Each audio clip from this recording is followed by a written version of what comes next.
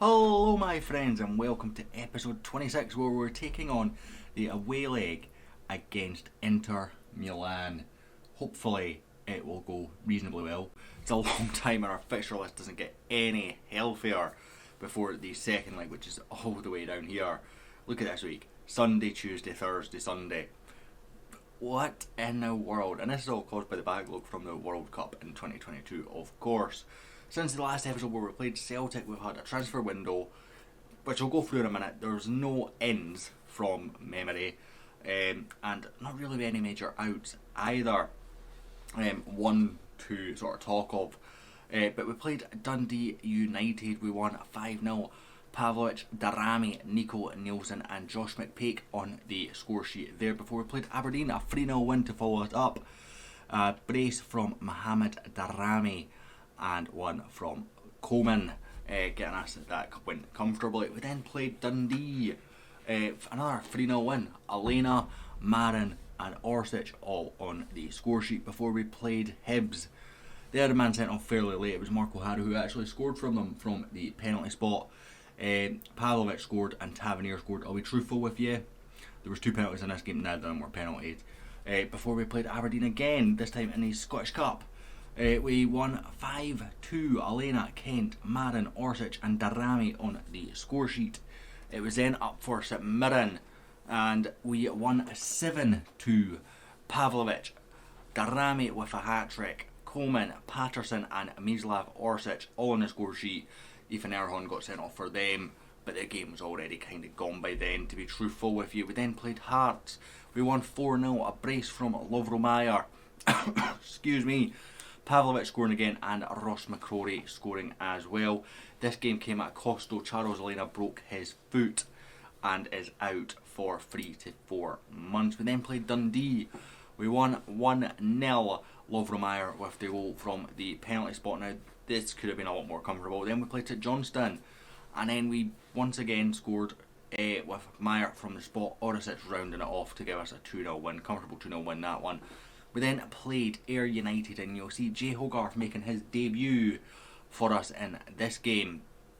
Mohamed Darami with a hat-trick, Tavernier with a brace before picking up a knock and Ryan Kent scoring to complete the route there. Before we played Ayr again, we went 1-0 up very early once again through Ryan Kent. Unfortunately, that was how this game ended. Again, we absolutely dominated, we just couldn't find the net again. But that was all said and done when we went to Motherwell. Again, an early goal for Ryan Kent. Kicking us off. He went on to score 4. Mohamed Darami scored 1 and Lovromayer with a brace to round that game off. It was a very strong first half performance and a poor second half performance in truth against Motherwell, but hey ho, it works.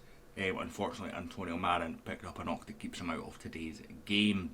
So transfer news, let's have a quick look at see what happened. As you see, no ends. So the outs, we have Jack Harkness going to Hearts for some money and a sell-on fee. He is a young lad who really just wasn't going to develop. I just thought we'll pick up some money, we get a future sell-on. Malcolm Abu going on loan to Elfsborg, who is our feeder team, but they did apply for him separately. Robbie Fraser on loan to Kilmarnock, Jamie Semple on loan to Inverness Cali. Robbie McCrory away to Wolves for 2.8 million. Very disappointing. I tried to sell him in the summer and we had a £13 million bid from Brescia, which he turned down and then said, oh, you're forcing me out of the club, and then hey ho, it's not worked out now. He's gone to Wolves, he's playing okay down there. Hopefully he can go and be, you know, a top player down there. We've got a sell on in there, I believe, so you know we could make some money.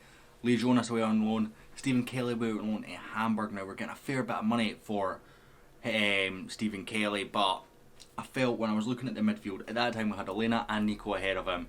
Lowry starting to get up a few games, and I thought, you know what, I don't want to hinder his development or cause regression. We'll get him out on loan, and then Elena goes and gets injured. So I cancelled. There was a deal for Lewis Ferguson in place, which I cancelled.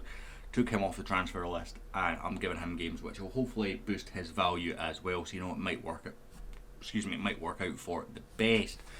Taylor Foden out on loan. Lawrence McDowell out on loan. Connor Allen.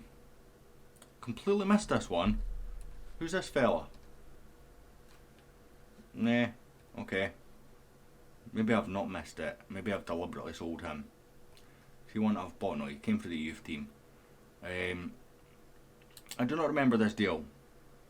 Either way, he might have been a youth contract and I've missed it. Either way, he's away to Livingston for 650,000 with add-ons to 1.8 million. Cameron Finlayson's definitely the same boat. He's away on that kind of deal. Charlie Cresswell out on loan and Shane Turner out on loan as well. Now transfer centre, we've got two going out, which is Aaron Lyle and Calvin Gallagher. I don't think either of them will be particularly great. And as you see, I'm looking at, reworking our backroom staff once again, and we have finally found an assistant manager that, if he accepts, I think will be an improvement on Gary McAllister. We're going to get pitchside now and take on Inter Milan. So we do have a few players missing through suspension and injuries and whatnot. So we've got, a few changes. Benkovic missing through suspension, Tavernier missing through injury, Halsick missing through injury, but I've deemed him fit enough for the bench for the first time since he got injured. And who else is missing? Benkovic, Tavernier, Halsick. I feel like there's someone else that I'm completely forgetting about. Elena, obviously, who I've already mentioned. So the team that we're going with is Livakovic, Patterson, Nielsen, Pavlovic, Bradaric, Nico, Mayer, McCrory, Coleman, Darami and Kent. While I'm talking to you guys, I am going back onto Twitch now. We've just started a series with Kaiserslautern over on Twitch. I'll leave a link to that down below as well.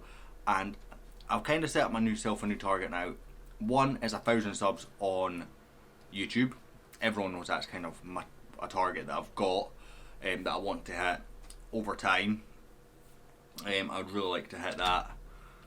The other one is 150 followers on Twitch. Now I'm currently at 103 on Twitch and 860 on YouTube from memory at time of recording. And when we do that, we're going to do this is a poor start. We're behind after 2 minutes to Zapata. Once we do that, we're going to do a mental health stream. A stream for charity for Evolving Mindset. I've obviously been working with Limo on that recently, and it's been a big help to me, so I want to give a little bit back. And rather than doing a celebration stream, I thought, why not do a charity stream? So they're the two targets I've got in mind for that. Hopefully it won't take too long. If you guys head over to Twitch and follow. I've not got a set schedule just now. That's kind of going to be something that's built up over time, and kind of see what works and what doesn't, and obviously kids affect it and whatnot.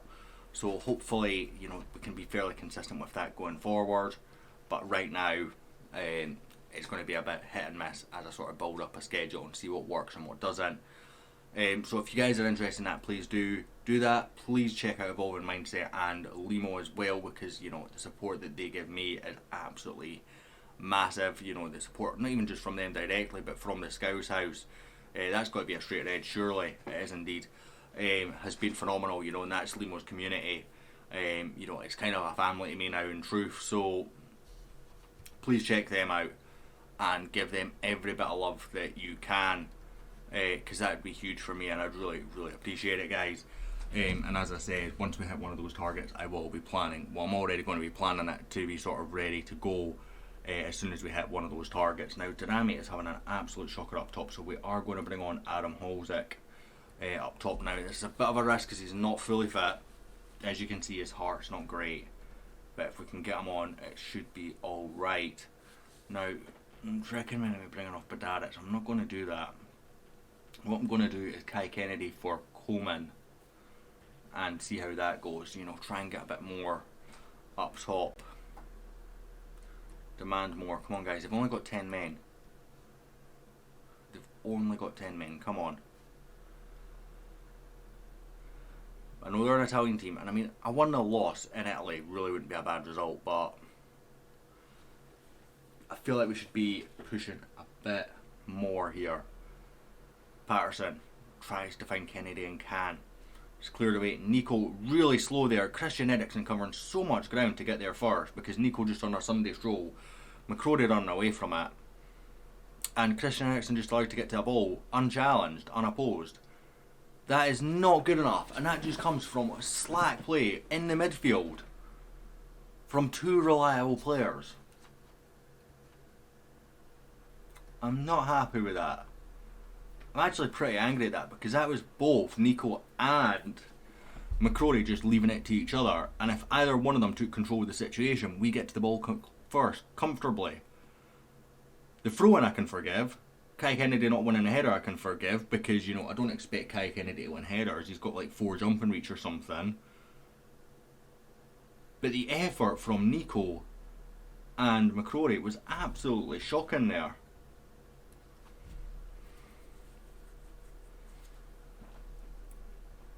Can we get an away goal? An away goal would be huge. But again, we've not even troubled them when they've got 10 men. So how good an away goal would be, I don't know. You know, it's been what, 1-2 shots on target. Not a good performance from us at all here in Italy. Nico, on target at least. But, you know, we needed to be working a goalkeeper before the 93rd minute from 25 yards out. I know they're an Italian team. I know they're solid defensively, these Italian teams. I know they've got very good players going forward as well. But, you know, we've not filled ourselves with glory here.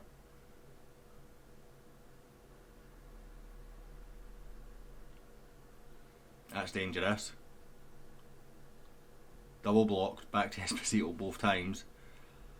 Ericsson playing it forward because, you know, we're just giving him all the space in the world. That's dangerous. Oh, God damn it.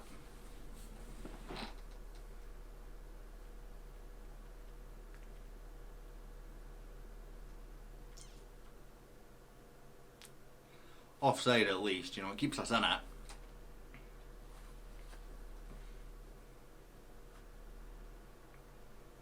It keeps us in it. Livakovic out to Patterson. I don't think we've got enough time here to do anything.